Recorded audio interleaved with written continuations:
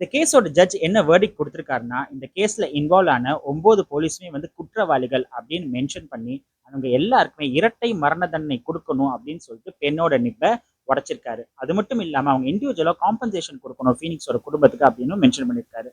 So டோட்டலா இவங்க 9 பேரும் சேர்ந்து ஒரு 1,40,00,000 அப்ராக்ஸிமேட்டா வந்து ஃபீனிக்ஸோட குடும்பத்துக்கு அவங்க காம்பன்சேஷன் குடுத்தே ஆகணும். அப்படி அவங்க குடுக்க முடியல அப்படின்னா, அவங்க கிட்ட இருக்கிற சொத்த வந்து அடமானம் வச்சு அப்படி வந்து அவங்க கண்டிப்பா வந்து இந்த காம்பன்சேஷனை கொடுத்தே ஆகணும்னு சொல்லியிருக்காரு. கேஸோட தீர்ப்பை ஜட்ஜு சொல்லும்போது கோவத்தோடவும் வருத்தத்தோடவும் நிறைய விஷயங்கள் சொல்லியிருக்காரு அப்படின்னு சொல்லியிருந்தாங்க. அதுல ஒரு விஷயம் என்னன்னு பாத்தீங்கன்னா, படிக்காதவங்க இந்த தப்பு பண்ணல, படிச்சவங்க நல்ல மனநிலையில இருக்கிறவங்க, நல்ல உயர் அதிகாரத்துல இருக்கிறவங்க தான் இந்த தப்பை பண்ணியிருக்காங்க. ஸோ கண்டிப்பா இதை அக்செப்ட் பண்ணிக்க முடியாது. வேலியே பயிரை மேய்வது போல, அதாவது மக்களை பாதுகாக்கிறவங்களே மக்களுக்கு இப்படி ஒரு அநியாயம் பண்ணா கண்டிப்பா அதுக்கு வந்து சரியான தண்டனை கொடுத்தே ஆகணுங்கிற மாதிரி மென்ஷன் பண்ணியிருக்காரு. லேட் ஆனாலும் எங்க குடும்பத்துக்கு நியாயம் கிடைச்சிருக்கு அப்படின்னு ஃபீனிக்ஸ் சாரோட குடும்பத்துல சொல்லியிருக்காங்க. ஆமாங்க, தாமதமானாலும் கடைசியில நீதி ஜெயிச்சிருக்கு. இந்த ஜட்ஜ்மெண்ட் பத்தி நீங்க என்ன நினைக்கிறீங்கன்னு கமெண்ட் செக்ஷன்ல மென்ஷன் பண்ணுங்க. வணக்கம்.